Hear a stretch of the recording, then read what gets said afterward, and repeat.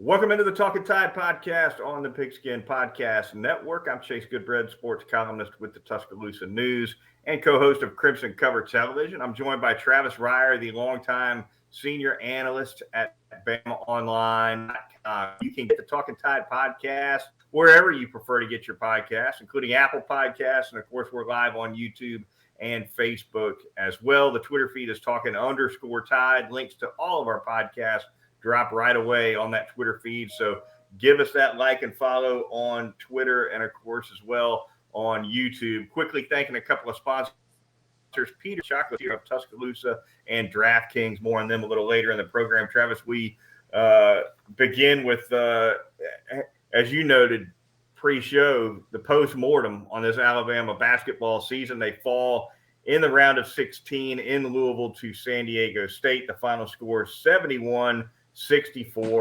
Alabama kind of hits that regional semifinal ceiling again. It's been broken through once, but it's been a long time. And San Diego State got it done with that stout defense that we talked about, Travis. They can lock you down. They were able to do it effectively enough against Alabama, and they come away with a win. And as we sit here and record this, we've also now know that they'll be moving on to the Final Four of those Aztecs. Yeah, San Diego State FAU. How about that for one of your national semifinals? I wouldn't have picked that for an NIT semifinal in a lot of years, but kudos to both those teams, man. You talk about San Diego State, you said it, a veteran club, a team that doesn't always play especially well on the offensive end, but they just don't dip in terms of intensity. And it seemed like Alabama got that 9-point lead there in the second half Friday night, and I was probably guilty of it too. I started to think, well, here it comes. Alabama going to stretch it out like we've seen them do in the second half of so many games this season. This will end up being a 10-point win or so for the Crimson Tide, but San Diego State wasn't having it. Immediately went on that run, and I give Alabama credit too. Sort of took that big punch, tried to get back in it, had a chance there in the final minute down two to get a stop, maybe get the ball back, maybe tie the game up, maybe take the lead. Instead, Alabama fouls with about 45 seconds left. And, San Diego State from there did what they're supposed to do. They closed the Crimson Tide out, and give Darian Trammell a lot of credit. San Diego State's point guard. He was huge, especially there in the second half. 9 out of 16 from the floor, 21 points altogether. San Diego State got loose for some relatively short mid-range jumpers and was pretty deadly with them offensively. At least that part of their offense was strong. From the three-point line, San Diego State 6 out of 17, which is, I guess, around 35% or so, maybe a little better than that. Much better than 3 for 27. Alabama struggled in a big way from three-point range. And you talk about that run, Travis, that Alabama went on pretty much to start the second half and claim a lead and look like they were going to take over at 48-39. I believe Javon Quinterly hit a three from the right wing as part of that run, maybe even to cap that run. And at that point, you thought, okay, maybe they find their stroke from three-point range now, and that's how they run away. But they ended up with nobody on the team making more than 1 3. Brandon Miller was 1 for 10. Quinterly 1 for 3. Rylan Griffin 1 for 5, and they ended 3 for 27 on the night. They've won a lot of games when they've won their share of games when they've shot poorly from three-point range with penetration and pick and roll. But penetration and pick and roll didn't get it done against SDSU, Travis. I felt like what was missing for Alabama in a lot of cases was just getting the ball inside and scoring. Scoring with that back to the basket game that Nate Oates will not. He won't have it. It's not part of his offense. It's not what he does. No, and I think Charles Bediako had obviously made some improvements throughout his sophomore season, but that isn't what they do. They don't do duck ins into the post and back to the basket. they don't really expect Bediako to face up to the basket. He's purely pretty much a screen and roll guy, and he's become very effective at it. Good hands for a 7-footer, and ability to finish is improved. But that isn't a part of what they do. So on a night when, 3 of their top guys like Javon Quinterly, Brandon Miller, and Noah Clowney combined for 22 points in the game, something like that for those 3. Alabama's just not going to win many games when those guys, especially at this point in this season, have that kind of night. And we talk about that, though. And I thought there were some critical 50-50 balls that Alabama wasn't able to come up with. And in not being able to do that, they were punished. It seemed like San Diego State in a lot of those instances, or the handful, didn't just get buckets, hit a couple of big threes off of those. And end of the day, Alabama has weathered these type of performances offensively by playing at a high level on the defensive end. They gave up 43 points in the second half, Chase. So, they did actually score 41, so it was better in terms of point production, but they give up 43 to a San Diego State team that's never going to be confused for the Showtime Lakers, right? I mean, I thought it was kind of shortcomings in multiple areas, but you're right. I mean, Alabama basketball, and I don't think it's the worst thing. I think it is an approach that you can still get to where you want to go.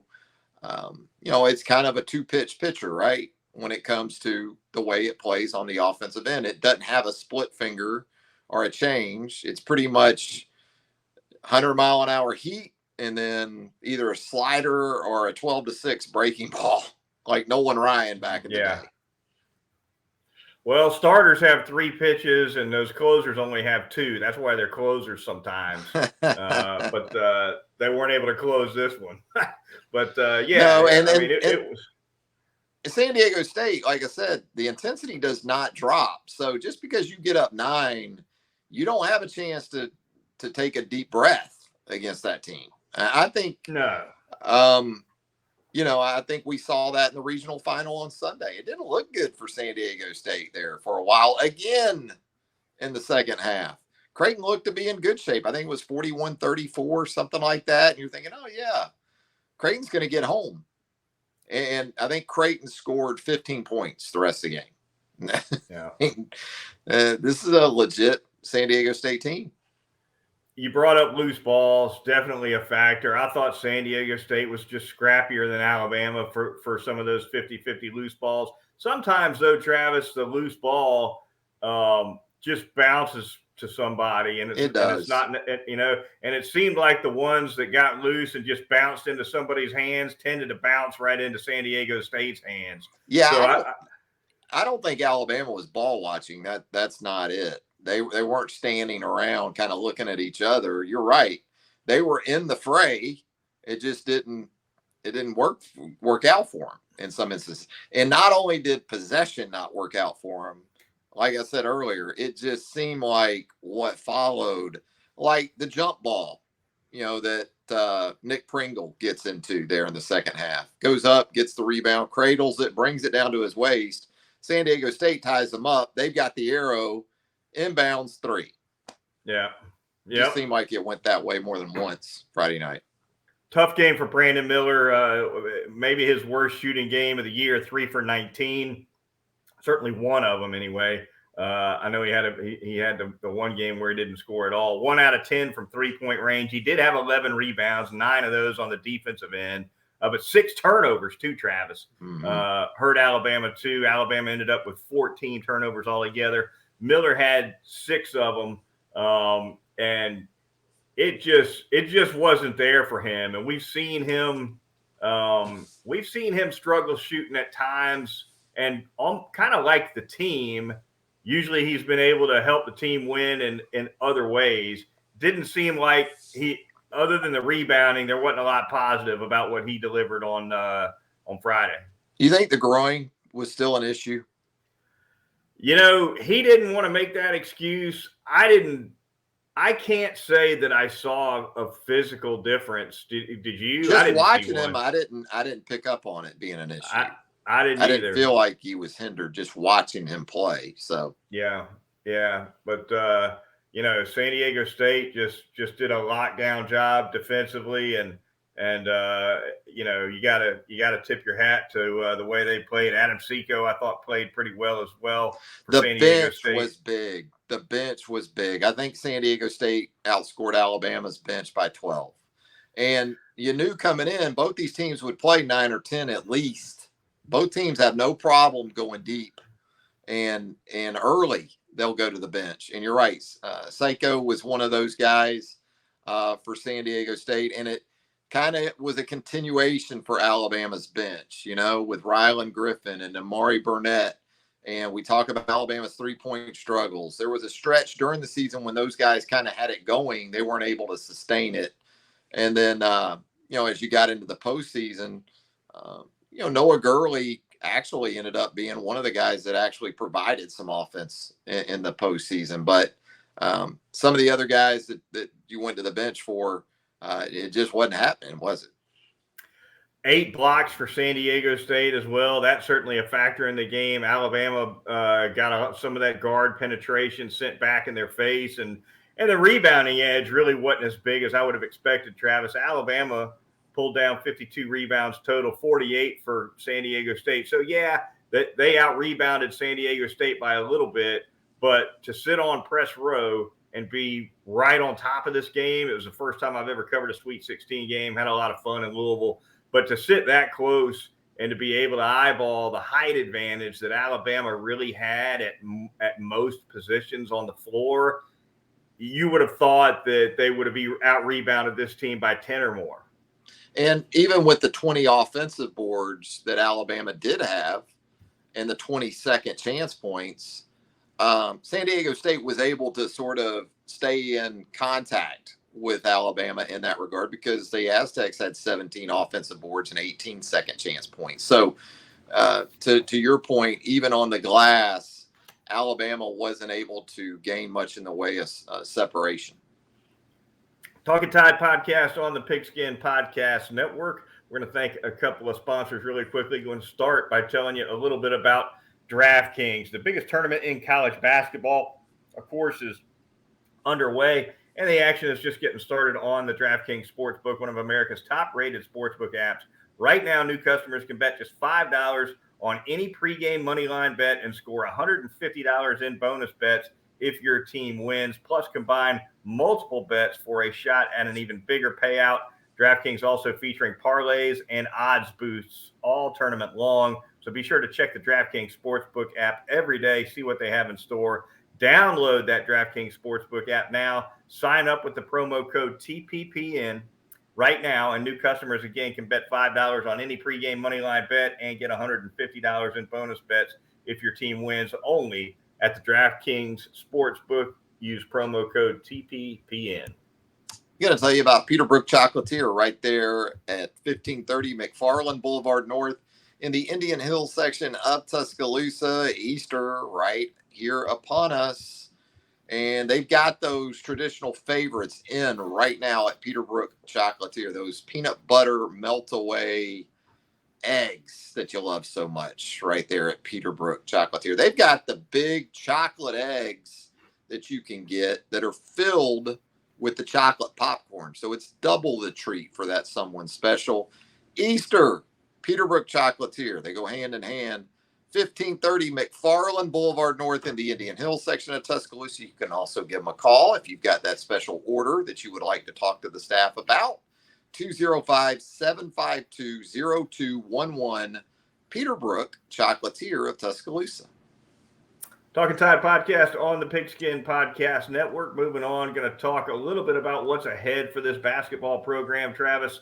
We'll get into football next week as we start looking toward football scrimmages here in the spring for Nick Saban's squad. But as we just kind of wrap up this basketball season, it's going to be another offseason of turnover for Nate Oates for sure, starting with his staff. He's got some rebuilding to do with his coaching staff. And, of course, beyond that, Brandon Miller, of course, will be moving on as an NBA lottery pick.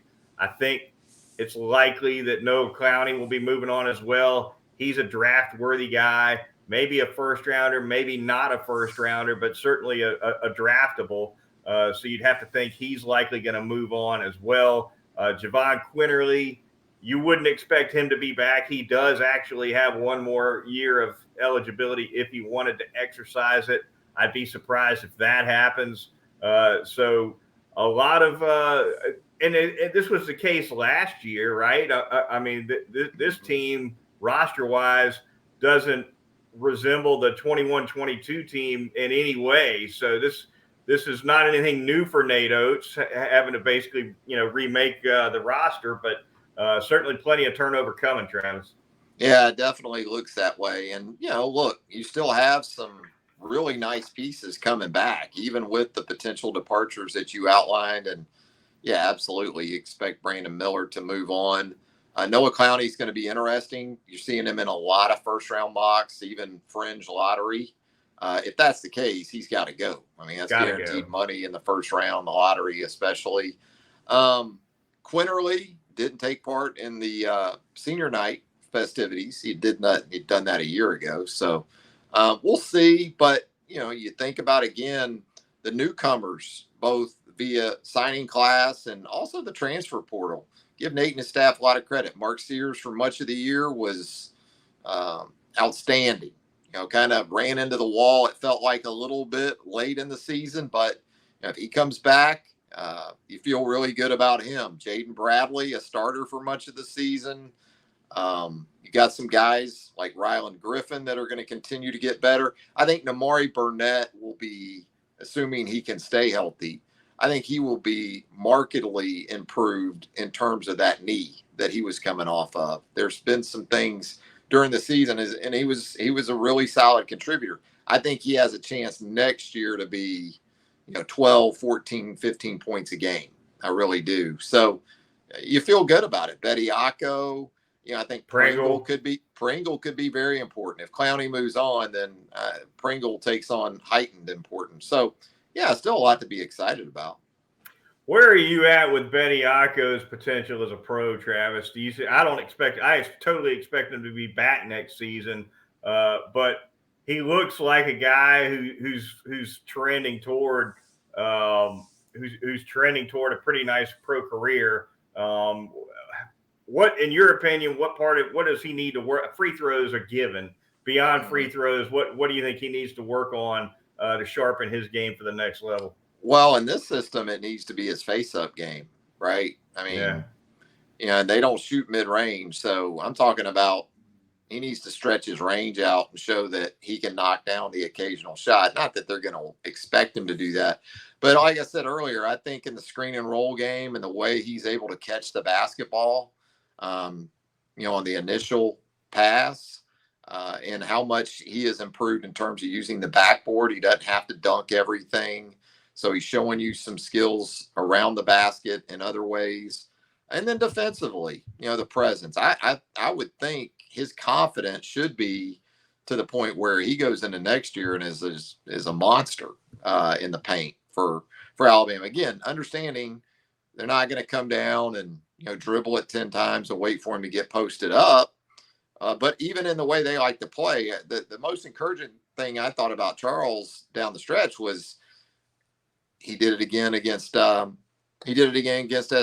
too. Stayed out of early foul trouble. He done a better job of that, Chase. I mean, when you get his minutes up over 25 or so, that's because he's not picking up the one or two like he did maybe more so as a freshman. So yeah, I think he's a future pro. But it's probably still a year or two away.